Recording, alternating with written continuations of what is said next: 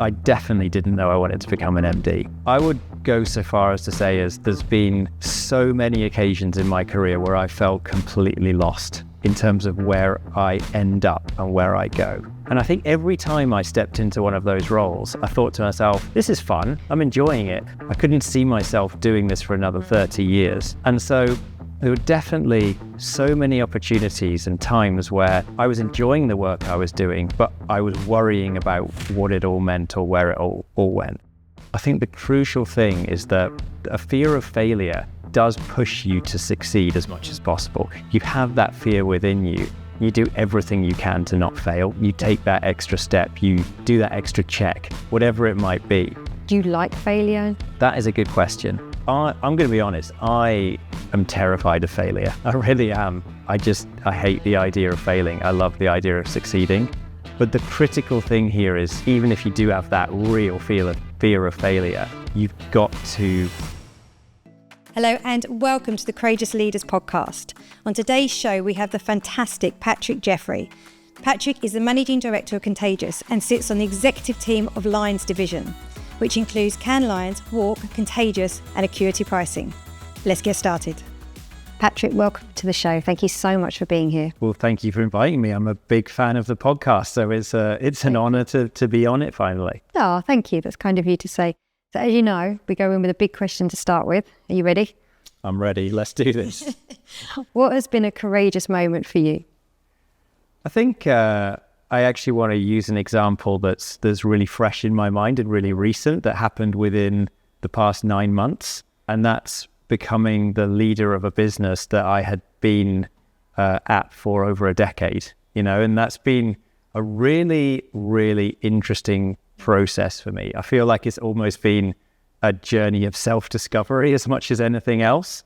But working with a team of people and stepping up to lead them has certainly been super interesting.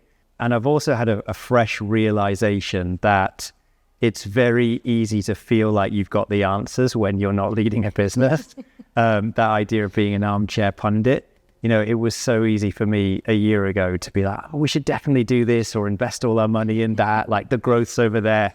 But as soon as you take control of the P&L and you fully realize the full impact of every decision you make on the business, on the future of the business and its trajectory, and on the people within it, then it really does feel like a different kettle of fish. It feels like you've put your head above the parapet and then you see how it goes from there. But it's been fascinating, and I feel like personally I've learned more about myself in the past 8-9 months than I have in probably the last 6 years. That is incredibly powerful. So straight up would like to know what have been like 1 or 2 key things that you've learned? Well, I guess some positives, some negatives, and everything in between, really. I think for me personally, I've always known that I'm the sort of person that really embraces change. I've kind of known about it in my personal life, whenever we have big life milestones, like we move house or like my son's about to start school. I always have that mindset that, it's going to be amazing. Learn new things, meet new people, push yourself. Whereas maybe someone like my wife might be thinking it the opposite way around. And that's been really interesting when it comes to leading a business, because I think actually when I kind of came out of the blocks as the new leader, I probably tried to go too fast, too quick, and tried to change too many things. And I think I really realized that actually, everyone is so different in how they deal with change. And it can be incredibly exciting for some people and incredibly unsettling for other people. And actually, as a leader, you need to make sure that you're creating a positive and safe environment for everyone, no matter their mindsets. So I think that's been something that's really crystallized in my mind. And then also this idea, which I've actually learned a lot from working with you, from coming to your events and listening to your podcast, but this idea of having a clear set of values that you want to lead by, I think has been such an interesting journey for me. I think I've always had a sense of what's important to me, but when you become a leader, you need them as this kind of shorthand to really help you when you're making decisions, when you're submitting a budget, when you're thinking about people to hire. And so, I spent a lot of the past few months crystallizing what the values are that I want as my shorthand. And the 3 I settled on were courage, good for this podcast, fairness, and determination. And each of those, I use them almost every day in different circumstances. Am I being courageous enough as a leader, helping people step into the unknown, helping to make sure we're not playing it too safe? Because in this world, playing it safe is actually playing it risky, with the rate of change. In terms of being fair and having a company that feels that fairness is at the heart of it, very easy to be fair and empower people when things are going well, but can you do it in every single different situation? And then this idea of determination, like we hear so many buzzwords like tenacity and resilience being so important. I think they really are, There's a quote I love. I think it goes along the lines of success is what happens when you don't give up. And certainly within the business world, I think there's just a lot of truth to that. And often when times are getting tough, when things might feel a little bit overwhelming, being able to just stop and saying, am I showing the determination and the courage that I really want to lead a business in the way that I think it deserves to be led in? Sounds like you've got a lot of clarity, which is quite interesting. When I work with companies, the one thing people ask me for is we need more clarity. And it sounds like this process you've gone on has helped give you that clarity in terms of the leader you want to be and how you measure, say, your decisions and your performance. And I think that's the critical distinction, the leader I want to be. I know that I have so much to learn and absorb and kind of take from other leaders within the business and elsewhere. So I very much see it as like setting out my intentions and my stall rather than, right, that job's done, on to the next thing. Exactly. What do I change now? Because, I think having that, in whatever you do, having that learning mindset, that real desire to push yourself on, push your company on, push your teams on, it really sits at the heart of what our company's about and what some of the best people who have been there as long as I have are all about as well. And I think it's critical in leadership and in business, the idea of being able to always think about how you can improve yourself. And it's nice, you use that word push quite a lot. And I'm thinking what I'm hearing in your leadership is that you're actually learning to encourage and bring people with you versus just, come on, push along at the speed I can go at and the pace I can go at. Actually, I need you to want to come versus needing to be pushed. Is that fair? I'd hope so. Yeah, it's certainly an aspiration. I think it's interesting how you view leadership. Maybe the old school view of leadership was kind of army general, barking orders, telling people what needs to be done. I think increasingly more and more you can view leadership as acting like a support function for the brilliant minds and the brilliant people within a business. And actually my role is to give people and empower those people to do what they do best. Yeah. And I think if you can think about leadership in terms of that, in terms of offering the support, the guidance, the help, the resources, the tools, the people who are super talented within the business at specialist things can do, then I think that's a really positive way to try and lead. Did you know you always wanted to be an MD? Was that the path you were on? That is a good question. I definitely didn't know I wanted to become an MD. I would go so far as to say as there's been so many occasions in my career where I felt completely lost in terms of where I end up and where I go. At Contagious, the business I lead now, I've dotted around pretty much every team. I led the editorial team as a writer and an editor. I led the advisory team as a consultant. I worked across innovation, across operations. And I think every time I stepped into one of those roles, I thought to myself, this is fun, I'm enjoying it, but I don't think I'm a writer. Like, I'm not an editor. I couldn't see myself doing this for another 30 years. And so there were definitely so many opportunities and times where I was enjoying the work I was doing, but I was worrying about what it all meant or where it all went. And thinking about my wife again, she's a journalist. She knew she wanted to be a journalist from the age of 12, and she went off and became a journalist. I was there in my late 20s still going like, what am I going to do when I grow up? I have no idea. But it was actually someone who's been on this podcast before, Carl Marsden. The wonderful Carl Marsden. I think he played a really significant role in helping me understand that my kind of edge, the thing that I was probably better at than the other things that I can do or other people potentially, was that idea of being really adaptable. Being able to jump across into different teams and be able to kind of survive and then thrive in there. And he very much guided me towards this idea of being a kind of specialist generalist.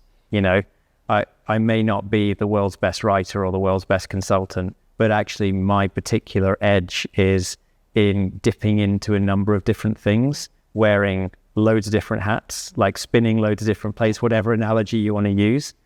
And that's when I started to realize that actually kind of general management or leadership could be a really interesting route for me, because suddenly it was playing into my particular strengths, and it was helping me dip into real true specialists, whether they're in editorial or design or sales, and kind of try to help and support them as much as possible. That's really nice. And it's good because I speak to a lot of people that worry, I'm just too generalist. I'm not good at any one thing. I'm just good at lots of things. Is that of value to people? Do people want specialists? And I think more and more now we're seeing the value of the generalist in terms of being able to navigate, be adaptable, and handle lots of different types of situations. So I think it's a real positive thing now. Yeah, I think there's two ways of answering that. I think we're entering a world that rewards specialists more than ever. And if you can be brilliant at something rather than okay at many things, actually that can be a massive advantage. But at the same time, it doesn't mean that if you don't have that one thing that you are absolutely killer at, that there's no hope there. And actually a lot of how we judge people is often based on their particular skills. Can you write? Can you sell? Can you do all these sorts of things? Whereas actually a lot of leadership, or probably most of leadership, is can you work with people? Can you be empathetic? Can you be really supportive and care for the people that work within your business? And so often those things, you don't really get a sense of whether you're brilliant at them until you're thrust into a management role. And that might be quite far on within your career. So I think it's about looking at yourself and the hard and the soft skills that you have, and really thinking about the areas that might go beyond those hard skills, and actually areas where you could really play into and you could have an edge and you could really support other people in. And I think what's so lovely is saying that these softer skills, which they're known for, although I think sometimes they're the harder skills, the empathy and everything, they're now classed, you say, they're an edge. They are superpowers, especially 100%. And I've got 2 young kids. I think about what you learn at school, right? And I think nothing there is really going to help you be great in the world of business. But what will help you is if you join a sports team, if you join a choir, if you join an orchestra, that is where you learn the soft skills that you go on to rely on in business, right? The idea of teamwork, collaboration, playing to your strengths within a unit, pulling together in the right direction. Like all of these sorts of things, I think you learn so much from by being in a football team, a rugby team, a cricket team, singing in a choir, whatever it might be. But get in a team. Exactly. And it goes way beyond what you could ever learn in a classroom. And I think it's embracing those sorts of other skills and realizing that they are as important, if not more important, than the things you learn in textbooks. Something you said earlier on in terms of, becoming MD, especially in a company where they've all been your peers and now you're the leader. What have you done? Because I'm sure there's many people listening that are going through a similar transition. It's like, how do you reestablish yourself now in that leadership role where they're reporting into you, where they've been your peers before? What advice could you give there? What are you learning? Yeah, it's a great question. And it's definitely how am I learning to deal with it? It's happened a couple of times in my career. I personally think it's the way that you set up that new relationship that's absolutely key. You could easily assume a leadership position and start not being yourself and start barking orders and, ordering this for this to happen or requesting that. But you got to remember, these people are your peers. They know you better than you do, and they know what your authentic self is. So I think it's a big mistake to try to change your personality or your habits or your ways of working. I think from my perspective, it's really about setting up that relationship in a really positive way. There's a big difference between suddenly going, right, where's that report? I need it by 6 p.m. to going, look, I've worked with you for a decade. I know you are brilliant at many things. My job is to help you still be brilliant. So you let me know how I can support you doing what you do, how I can empower you to be even better, and we're going to work really, really well together. And so I think it's about being very deliberate in the way that you set that up, and then following through with it after that. Really nice.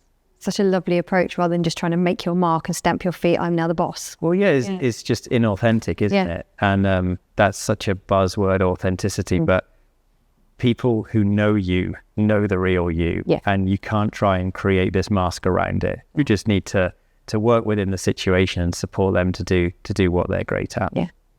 There's something we spoke about before this, and I shared back, so we've had a few conversations now, and I said something that's been so refreshing in your leadership, especially with the work I do in trying to, people making decisions and trying to move, they want to do things with their team, but sometimes it can take up to a year for them to decide to do it.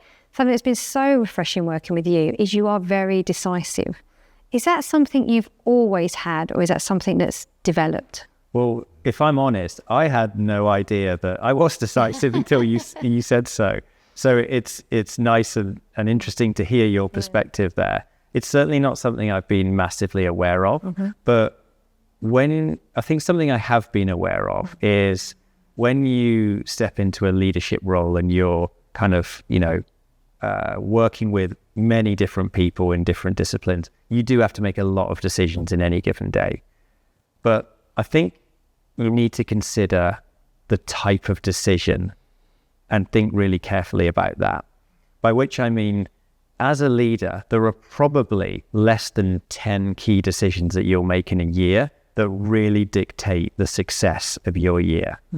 They are the absolute critical decisions that you need to be making sure you're stress testing them, giving them enough thought, and you're really confident in making. That might be the strategy that you implement, the budget that you set, or you work with finance to set, the key people that you hire, these critical decisions that are going to have a huge impact on your business. But there are zillions of other decisions that you need to make. And so often those decisions are not irrecoverable. If you get them wrong, it's just a case of course correcting quickly. And I'm trying to be very conscious in making quick decisions so that you don't kind of labor over things for too long. The competition steals a march on you. You just slow everything down, because actually with those decisions, you might get quite a few right, you might get some wrong, but the ones you get wrong, you can correct very quickly. And you've probably still made some positive progress, even if it wasn't the perfect call. So just making sure you're very aware of the type of decision that you're making, and you're not rushing the really important ones, but similarly, you're not painstakingly taking loads of time over the ones that actually aren't going to make or break your year. Yeah, it's such good advice, because I do think unfortunately it's slowing a lot of businesses down. And I think a lot of that, you said the word yourself, confidence. A lot of it is having that confidence to go, actually, let's move, let's go in. Has that been something that has always been there for you? Like since you were a child, were you a confident child, or is that again something that's growing? Yeah, I think confidence is definitely a tale of two halves if I look at my life, right? I think as a child, I definitely wasn't a confident child. I think even going to university, I wasn't all that confident. Like I never would have dreamt of putting my hand up in a big lecture seminar or something like that. And I remember lots of report cards going, from school kind of going, like if he just had the confidence to contribute a bit more, he would probably be excelling so much quicker. And it's interesting thinking about that, because now I would consider myself to be a confident person. And so there's clearly been a journey that I've gone on. I can't put my finger precisely on when that switch happened, but I do know that I gain confidence by doing and by learning and by throwing myself into new situations. That's happened many times throughout my career, and I've always felt extremely unconfident stepping into the unknown, but after a while feeling really confident that I've grown as a person. So I think that's kind of interesting. And then the only other thing I would say is at Contagious, a big part of what we do is public speaking. And And I think if you've got good communication skills, that can deliver so much confidence to you. And we actually put everyone who starts through the business through speaker training. So they go from, and I was part of this as well. I joined that company. There was no way I was standing up on stage and presenting in front of 300, 400, 500 people at our events. Just was not an option, was not a future that I had ever entertained. And then 2 years later, I was doing it and I was enjoying it. And it's so refreshing seeing the people at Contagious go through that course, because everyone kind of goes, I don't think this is for me. I'm just not that kind of person. Yep. And then you see them grow. You see them like grow into this new stature that they have. And you see them 18 months later owning the stage in front of loads of senior marketers or senior people within an industry.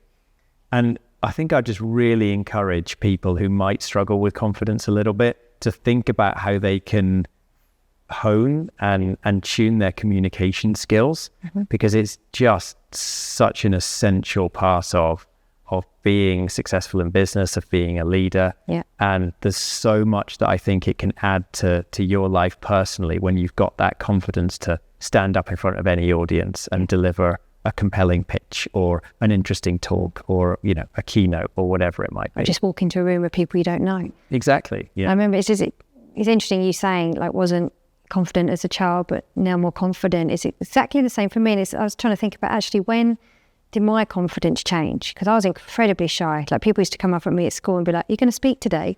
And I was like, "Oh, I don't know." And I used to blush and all those awful things. And I'd always be like the first to go into the back of the room as well. Like wouldn't go, go and sit at the front. And it's so in terms of doing, I remember for me, it's like, okay, what's one thing I can do? Today, I'll go and sit at the front. Okay, I'll just go and do that. I'll sit there. Next day, I'll put my hand up. And each day, there was just that little bit more that was uncomfortable. And then realising once you did it, you didn't go up in a ball of flames, you were fine. 100%. And then that will get bigger, can't it? You can then do the next big thing and you can move forward. And how quickly things that are uncomfortable become comfortable, right? Yeah. And like, for me personally anyway, confidence is not something that you're born with or you're not. It's something that you can work hard at and you can try and have an impact on. And it's interesting that that's happened in both of our lives. Yeah. But it's certainly been the case for me in terms of having that determination to throw yourself into situations that feel a little bit unknown. Yeah. Like for me, actually, that's probably the definition of a courageous leader and something I would aspire to, taking that step into the unknown, but doing it in a bold way. I think there's a lot contained within that. Yeah. And, trying to proactively better yourself, whether it's with confidence, whether it's with communication skills, it just really does sit at the heart of so much that I find really important. I think it just unlocks so much. I remember my mentor just said to me, "Joe, you've got to get in the pond. You've got to jump. You can't keep walking around the swimming pool and going, oh, it looks nice. You've got to jump in. Even if you don't know how to swim yet, because jump in and you'll figure it out. And you'll see, even if you're doggy paddling, you'll get to the other side." And that was such a good metaphor for me. I always keep going, you just jump at the pond, just go for it. And I speak to a lot of leaders, obviously in the work I do, and I hear people sort of feel like they're waiting for somebody else to give them confidence. When does that confidence come? When can my leader help me feel more confident? And I think as soon as we can take that personal responsibility that it comes from within you and the choices you make, and I don't know about you, but I remember just sitting in meetings getting so tired of everyone saying the ideas that were in my head that I just didn't have the confidence to say. And I think one day it's just like, I'm sick of this. I am going to find my voice and I'll see what happens. It was just like, it's like a switch just changed. It's like, actually, I might as well just give it a go. I completely agree. I think it's and obviously the level of people's struggles with confidence are completely different, right? But I think however bad or good it might be, there are definitely proactive steps that you can take to try and build it, small step at a time. Yeah. And I think, it seems like both of us are evidence that you can change it, you can impact it, and you can improve it. Yeah. So it doesn't feel like something that's a life sentence. It's definitely something that can be worked on. You can find it. And because I think obviously confidence is quite closely related to kind of this fear of failure I think a lot of people have. What's your, like, do you like failure? Do you avoid failure? What's your attitude towards failure? Yeah, it's interesting because there's been such a movement around failure, and I think generally it's been really, really positive. I'm going to be honest, I am terrified of failure. I really am. I hate the idea of failing. I love the idea of succeeding. I think Andy Murray once said that it wasn't the greatness of success that drove him on, it was the fear of failure. And I kind of do identify with that. But I think the crucial thing is that a fear of failure does push you to succeed as much as possible. You have that fear within you. You do everything you can to not fail. You take that extra step. You do that extra check, whatever it might be. But the critical thing here is even if you do have that real fear of failure, you've got to embrace it when it does happen, because it will happen so many more times than success will. Yeah. I was looking at it was a really interesting video on LinkedIn of Roger Federer, using the tennis analogies. He was doing a graduation speech at Dartmouth recently, and it was just fantastic. But he was talking about, obviously he's arguably one of the greatest sportsmen of all time. 22 major wins, 8 Wimbledon wins. He only won 51% of all the points he played. Wow. So Roger Federer, the greatest tennis player of all time, lost almost as many points as he won. And his kind of take on it was play every single point like you have to do everything possible to win. But as soon as you don't, learn from it, put it behind you, move on to the next one. And I think that's probably where I sit with failure. It's like, definitely try not to fail, but you must embrace it. You must learn from it. And you must see it as a positive in your life, because you're going to fail 100 times more than you'll ever succeed. And I like that what you say about Roger Federer. Don't hang on to it. 100%. It passes. Right? I didn't get that point. It's passed. It's gone. Refocus, reset. Just about not keep going forward. Not letting it shape your future too much. Yeah. That idea of, yes, I will fail. I didn't want to fail, but I have. I'm learning. I'm moving on. And now it's out of my mind as I try the next point or go to the next milestone. And I think that's a really, for me, like a really healthy and positive way to view that. Yeah. And with all, just looping back around a little bit to, the role you're in now as MD and that change, I'm just thinking of tying in my head. I'm not sure if it ties in my head, but it does somehow in terms of imposter syndrome with failure and your new role. Has that creeped into your career at all? I've absolutely experienced imposter syndrome, but I kind of see it as a positive. I feel like if I'm not experiencing imposter syndrome, I'm not pushing myself hard enough to learn, to improve, and to grow. And so, of course, I usually always feel it when I take a step into the unknown, when I, move to a new team or whatever it might be.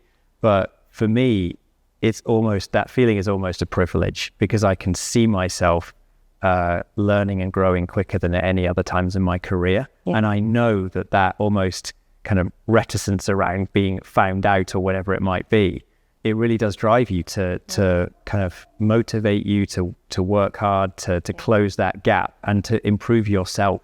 Yeah. So, I do actually look at it as a positive and as almost a yardstick for myself improving. Yeah. And so for me, it's not necessarily the negative that the connotation might suggest.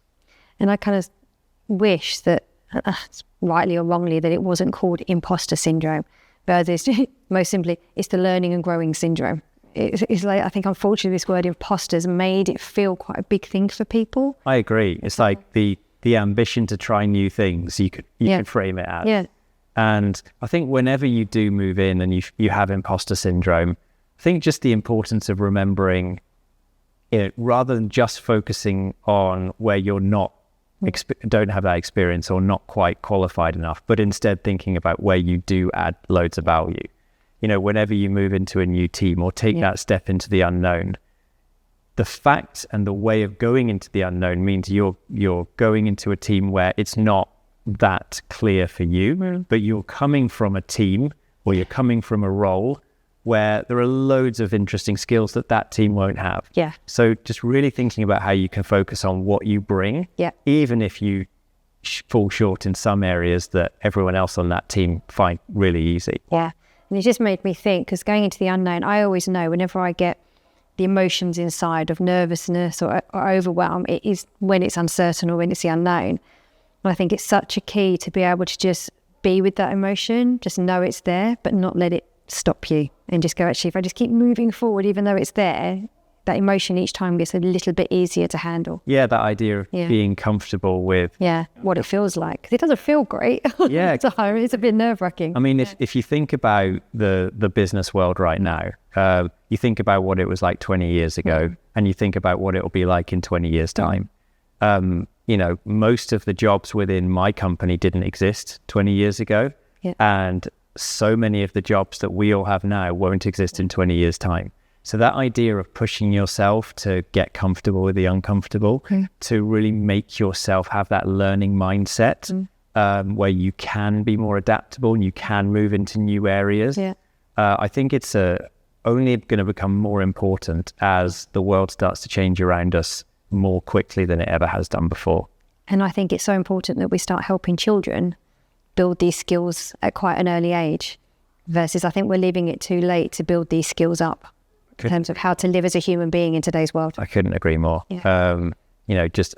Talking back to what I said earlier, thinking about the times where children can start to learn some of those core skills. Yeah. Jack Ma famously talked about, we are just teaching kids the wrong stuff because we're teaching them knowledge in an economy where they can never compete with AI or machines. Yeah. So, we should be teaching them how to care for each other, how to experience happiness in the arts, things that are uniquely human. Yeah. That's what we should be focusing on. And I think there's a lot of truth to that in terms of just resetting where and what we need to teach young people and teach kids. Yeah, so important.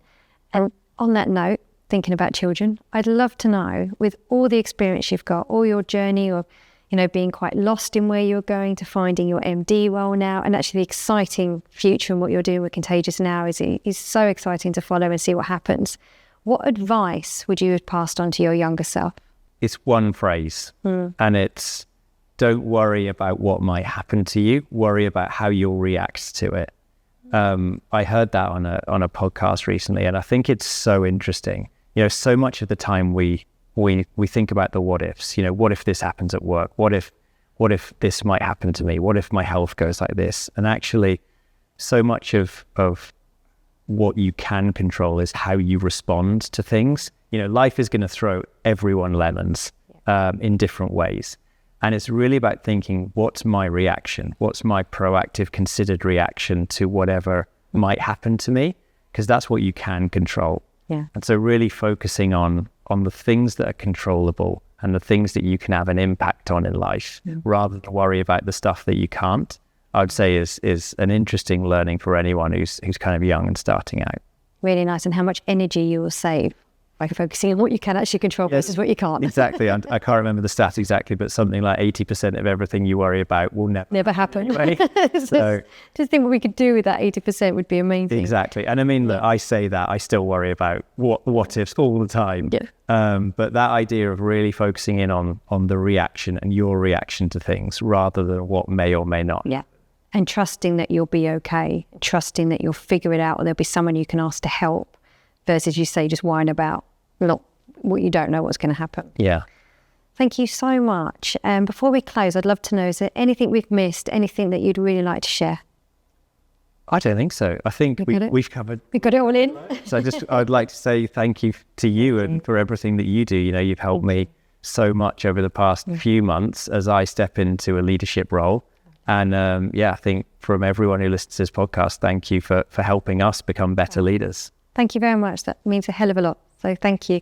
And thank you for joining us. And thank you for everyone listening. And we'll see you in next week's episode. Take care. If you've been loving our Courageous Leaders podcast, please can I ask you to subscribe to our YouTube channel. Your support helps keep the quality content coming and reach listeners like you that we can then really, really help. We fund this podcast ourselves, so to have your support means that we can keep delivering week on week. Thank you.